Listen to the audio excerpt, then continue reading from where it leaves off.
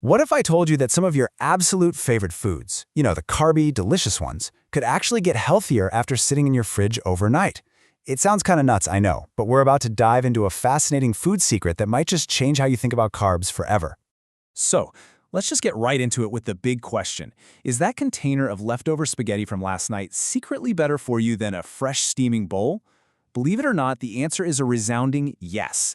And it's all thanks to this incredible biochemical switch that happens right there in your refrigerator. I mean, just look at the difference when you put them side by side. On one hand, you've got hot, fresh pasta. Your body digests it super fast, which causes that big spike in your blood sugar. But when you cool it and then reheat it, something amazing happens. The starch itself actually transforms. It leads to way slower digestion, a much gentler impact on your blood sugar, and it even becomes a superfood for the good bacteria in your gut. Okay, so let's geek out for a second. To really get what's happening in this leftover pasta paradox, we need to talk about the science of starch. It all comes down to how its physical structure changes with temperature. So when you cook pasta, right, the starch granules soak up water, they swell, and they burst open. This process is called gelatinization. It basically leaves all those starch molecules really loose and exposed, making them super easy for your body's enzymes to jump on and convert into glucose. And that is what causes that classic post-pasta blood sugar rush. But what if we could make that starch, a little tougher for our bodies to break down? Well, this is where our hero enters the chat. Resistant starch. The name says it all. It literally resists digestion. So instead of turning into sugar right away, it makes its way all the way down to your large intestine, where it acts a lot more like a healthy fiber.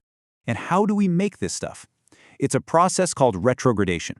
As your cooked pasta chills out in the fridge, those loosey-goosey starch molecules start to line back up. They link arm in arm, forming these tight, crystal-like structures that are way more difficult for your enzymes to penetrate. This new, beefed-up structure is a special kind of resistant starch called RS3. And this is where it gets really good. This isn't just some neat kitchen trick. It's a legitimate health upgrade. By creating more resistant starch, you're helping to stabilize your blood sugar, improve your body's insulin response, feed your good gut bugs, and you'll even feel fuller for longer after you eat. It's a win-win-win. So you're probably wondering, okay, how do I actually do this at home? Well, it's a simple, science-backed method that works every single time.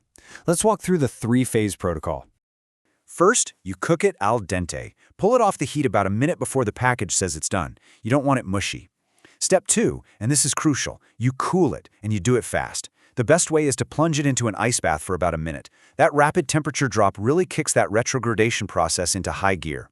And finally, after it's been in the fridge for at least 4 hours, you reheat it, but just briefly. A quick 60-second dip in boiling water or about 90 seconds in the microwave is perfect. Now, I know what you might be thinking. Does this really make a difference in the real world? Oh, absolutely, and we have the receipts to prove it.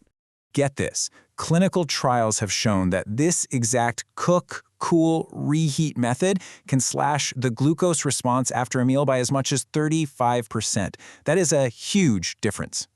And what about our hero, resistant starch? Well, that same research found this process can boost the amount of that good stuff, that type 3 resistant starch, by almost 3 times. You are literally multiplying the health benefits. And this chart just lays it out perfectly. On the left, you see that big, high glucose spike you get from eating fresh pasta. And on the right, a much, much smaller, more stable blood sugar response from the cooled and reheated pasta. The difference is just crystal clear. And hey, this isn't just one fringe study. We're talking about research from major institutions, like the University of Surrey, that have confirmed these benefits in actual human trials.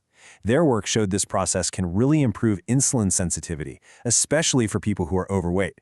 This is solid science. It really boils down to how you feel day to day. As dietologist Samantha Peterson puts it, you get more stable energy, better appetite control, and you just feel full and satisfied for longer. This simple kitchen hack has a direct, positive impact on your well-being. Okay, so we're all in on the method. We know it works. But to really nail it, we need to bust a couple of super common kitchen myths that can actually sabotage the whole process. All right, first up, the classic trick of adding a splash of oil to your pasta water to keep it from sticking. We've all done it, right? But should we?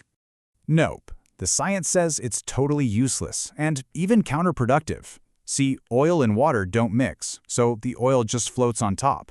Then, when you drain the pasta, it coats the noodles in a thin film, which can actually prevent the starches from linking up to form the resistant starch we want. So, skip the oil. Okay, how about the other big one, rinsing your pasta under the tap to wash off the starch? Sounds healthy, but what's really happening? Yeah, this is a huge myth, and it's actually harmful. You are literally washing the key ingredient, the amylose starch molecules on the surface, right down the drain. That's the stuff you need to form resistant starch.